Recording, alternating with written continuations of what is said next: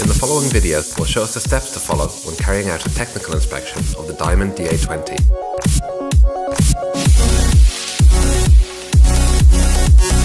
The first thing we have to do before starting a pre-flight inspection is to check the aircraft manual. In the normal operation checklist, we'll find the pre-flight inspection. Firstly, we have the cockpit inspection, in which we have to check, amongst other things, the temperature indicator, which is located behind the left seat. We also have to check the aircraft technical log, engine and propeller logbooks, flight crew licenses, aircraft total flight time, etc. Then onto the flight controls. We remove the wind lock that is located under the left seat to unlock the flight controls. Then perform a scan flow to ensure that all switches are off, with the exception of the parking brake, which should be set. The alternative air should be off, the throttle in idle and mixture in the cut-off position. The fuel shut-off valve must be opened and its safety guard on.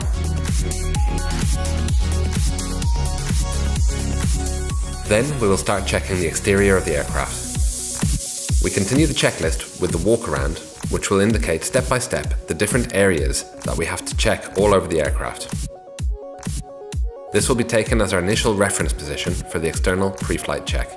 Firstly, we'll check the landing gear. Here, focusing on the main landing gear on the left side of the plane. We must be sure that both the tyre and the tread are in good condition and have the correct pressure. The ideal pressure is 33 psi.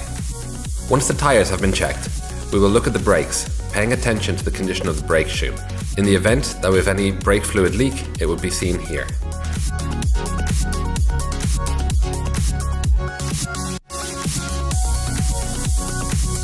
We continue by verifying the leading edge of the wing, checking the stall warning horn. Then we will check both the leading edge, trailing edge, and the lower part of the wing. Now we have to check the pitot static tube by making sure that the cover is removed, the tube is not obstructed, and is in good condition. After switching on the battery and checking that the lights are on, we have to check that they are not loose or damaged. We continue checking the rear part of the left wing. We should lift and lower the ailerons very carefully, making sure that they move freely and that the aileron gust lock is removed. We repeat the same process with the actuators.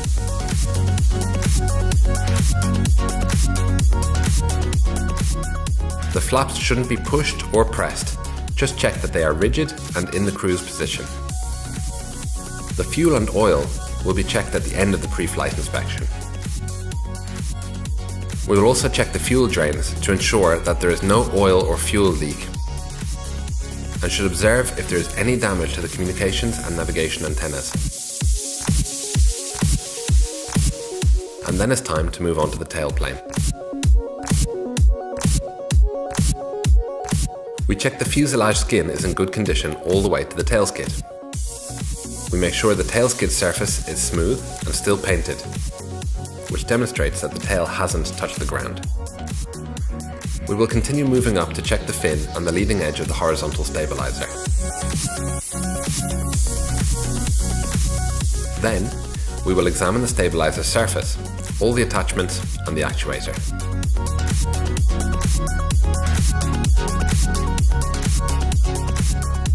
First, we make sure we have tension in the rudder cable and continue checking the entire leading and trailing edge of the tail. We carry on checking the fuselage skin up to the landing gear on the right side of the aircraft. We will perform the same checks we did on the left side. We verify that the tyre is in good condition, has pressure, is not bald, and there are no signs of brake fluid. The brake shoes must also be in good condition. We will examine the flap without applying pressure, but confirming that it is undamaged. We check the movement of the aileron and the actuators. Once again, we must verify that the aileron gust lock is removed. Finally, we will examine the lower surface of the wing and the wingtip.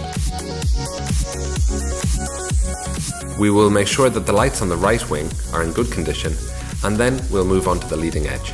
The stall warning system and pitot tube are not installed on the right wing. Therefore, we'll just need to check the upper and lower surfaces of the leading edge.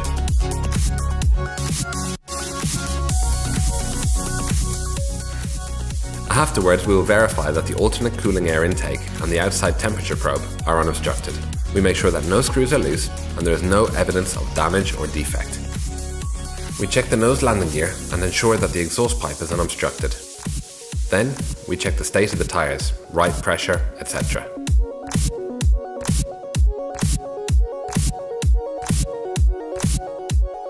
Afterwards, the spinner, propeller and nose. We must check that there is no obstruction inside and that the alternator belt is tensioned correctly. With the propeller, it's very important to touch it and ensure that both the leading and trailing edges are not damaged and that they're in good condition. We must make sure that the side areas of the spinner are not scraped, and it's very important not to push it. Should we ever need to move the aircraft, we should always do so by pulling the propeller blades and never pushing the spinner cone.